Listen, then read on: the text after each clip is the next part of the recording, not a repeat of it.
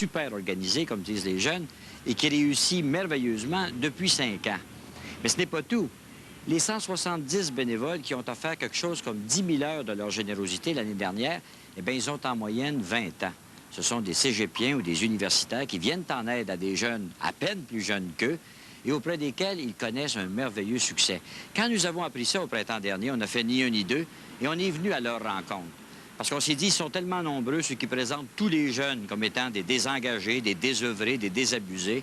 Nous, en ouverture de saison, on sera fiers de vous en présenter qui vous en bouche un coin.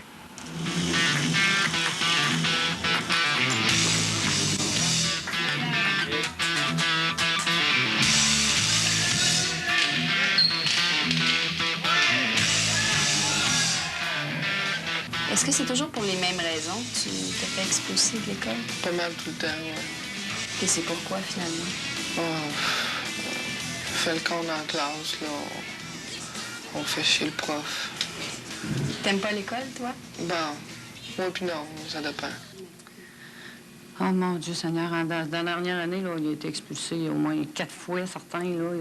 C'était un non-retour, là, la dernière fois là, qu'il s'est fait expulser. La polyvalente a essayé des plans. Ça n'a pas fonctionné. C'est quoi ton plus gros problème avec l'école? Pourquoi t'accroches pas? C'est les profs, là. Tu sais, je les aime pas toutes, fait que ça qui arrive. C'est plus un problème de comportement? Un problème d'apprentissage qui, au fil des années, s'est développé en problème de comportement, là, parce qu'il y avait des difficultés à apprendre. Puis, il était un petit peu agité, là.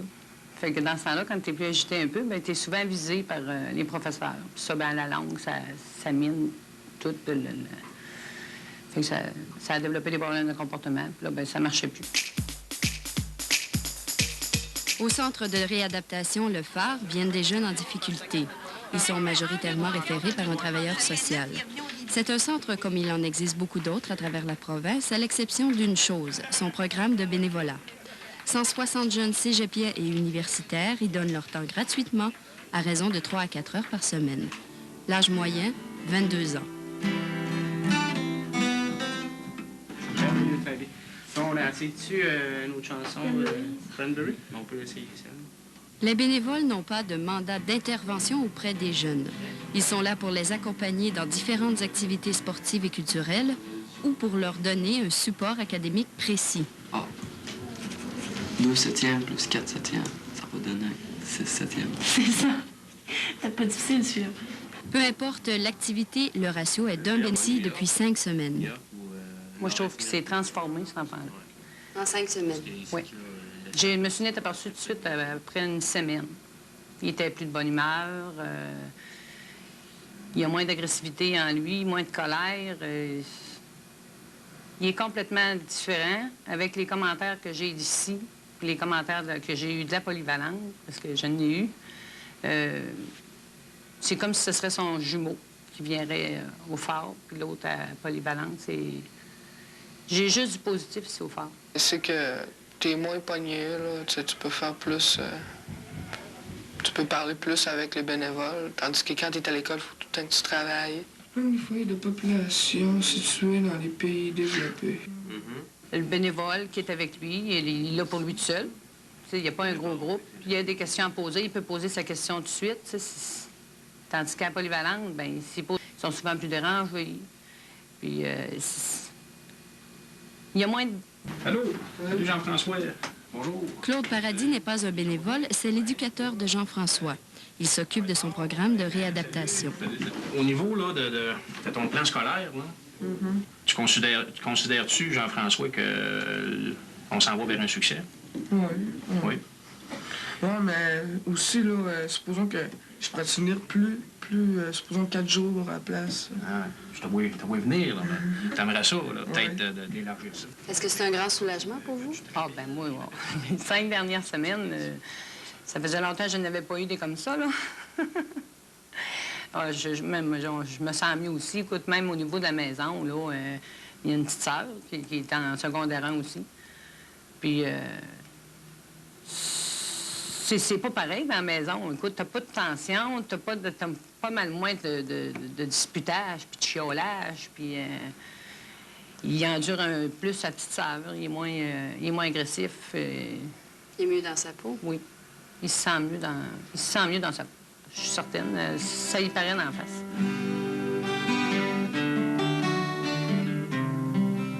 Jacques Proulx attribue le succès du programme au fait que ce soit des jeunes qui aident d'autres jeunes. Selon lui, les bénévoles représentent des modèles accessibles. Avec un autre crayon, tu iras travailler avec chaud, tu vas voir. Là, avec ça, l'herbe va apparaître, tu vas le sentir. Et Cédric, j'adore ton chapeau.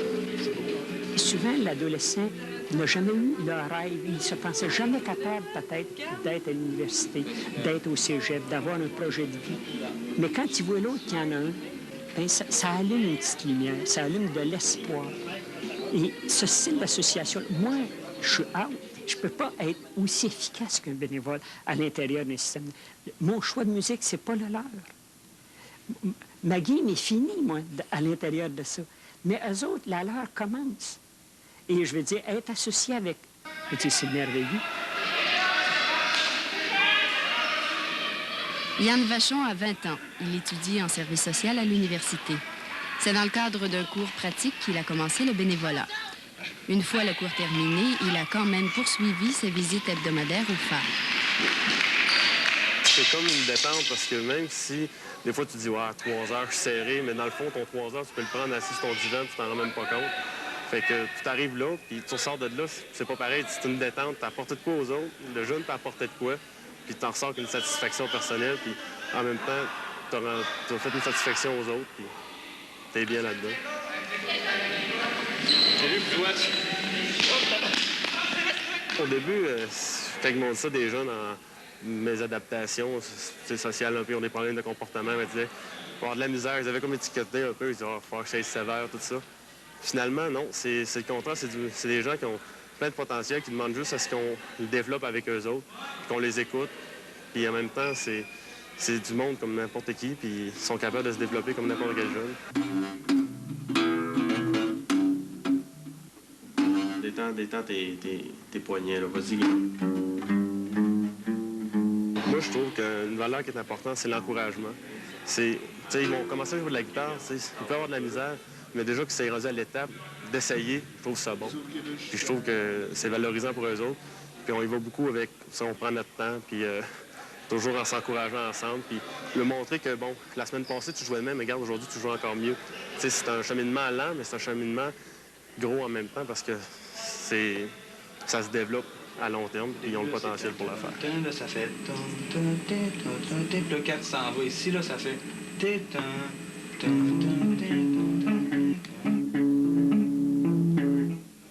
Vos jeunes vous parlent des bénévoles? Oui, ils nous en parlent, puis je vais te dire, hein, ce que j'aime, hein, ils nous en parlent, puis pas beaucoup. Parce que, je vais te dire, c'est un peu comme ça leur appartient. C'est une richesse intérieure qu'eux autres découvrent. Et nous autres, on va en parler beaucoup des bénévoles. Mais eux, ils sont discrets parce que c'est pas leur forme souvent d'expression. Mais ils vont dire, « Ah, y es-tu là aujourd'hui? Ah, je suis content de le voir.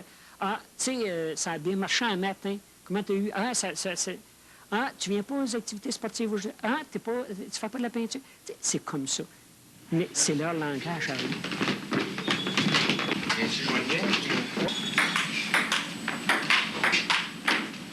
Sébastien termine son programme de réadaptation au phare.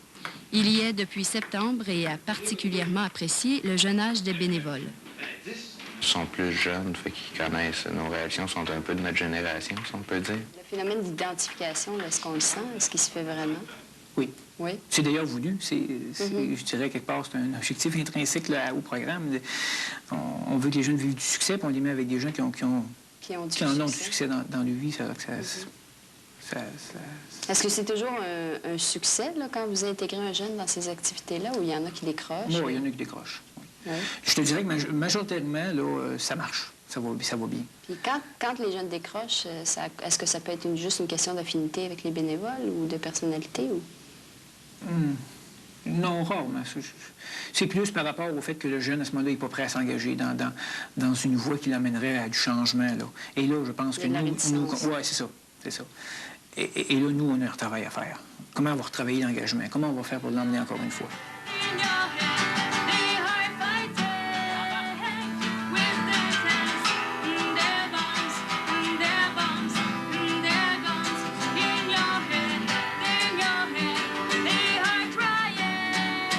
Marc Baudet est bénévole au centre et a beaucoup travaillé avec Sébastien. Ils expérimenteront bientôt, tous les deux, un projet pilote du centre. Sébastien quittera le phare d'ici quelques jours, mais Marc continuera de le voir et agira à titre de guide ou de conseiller pour lui. Une fois par semaine, une après-midi par semaine environ, là, on va se rencontrer.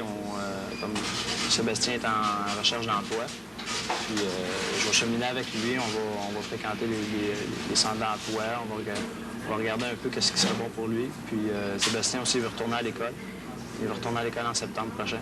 Donc, je vais l'accompagner au travers de ça. Puis je vais le suivre comme ça. Je vais essayer de le supporter du mieux que je peux, puis lui aussi, il va me supporter. Je pense que ça augmente les chances de succès, finalement. Ça augmente les chances que le jeune, après 3-4 mois, après l'intervention, qui ne se recrée pas une difficulté, que le jeune revienne dans le système, il a encore besoin de...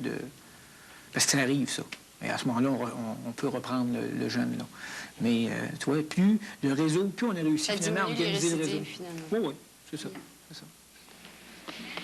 Sébastien a suffisamment apprécié le programme pour avoir envie de devenir bénévole à son tour. Qu'est-ce que ça t'apporte à toi maintenant, personnellement, d'être bénévole? Moi, ça m'apporte un sens de responsabilité.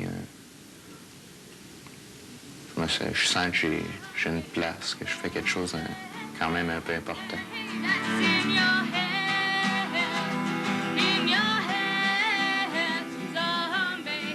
Je pense que c'est pas le système ou un système de bénévolat qui va changer l'ensemble, non.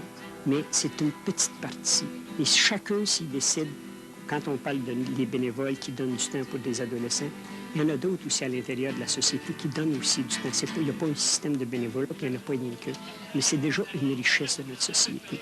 Et comment chacun peut prendre un petit espace pour investir, lui-ci pour d'autres. Moi, je pense que c'est dans un nouveau monde, c'est comme ça qu'on va reconstruire un monde qui ne sera pas celui de nos parents, mais qui va être avec ces nouveaux jeunes-là, avec cette nouvelle société-là. Il n'y a pas de miracle qui se fait ici, mais une série de succès quotidiens qui permettent aux jeunes de retrouver l'estime de soi. C'est ça qu'il avait perdu dans sa série d'échecs accumulés malgré son jeune âge. Et quand on y passe quelques heures, on découvre tout de suite, à la base de ce succès, qu'il y a le fait d'apprendre auprès d'autres jeunes, qui n'exigent rien, ne les jugent pas, n'attendent pas de performances scolaires, artistiques ou athlétiques, mais qui leur permettent simplement de découvrir des talents jusque-là inconnus, parfois en se servant de l'humour. Ben, c'est déjà beaucoup, et c'est beau à voir.